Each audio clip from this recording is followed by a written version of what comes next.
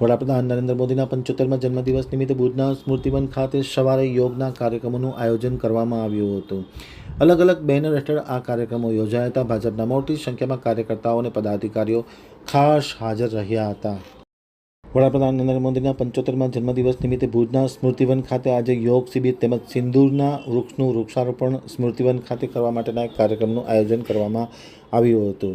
આયોજનમાં અંગદાન charitable trust, સમાજ નવનિર્માણ ટ્રસ્ટ, ગુજરાત રાજ્ય યોગ બોર્ડ દ્વારા આ સંયુક્ત રીતે કાર્યક્રમનું આયોજન કરવામાં આવ્યું હતું.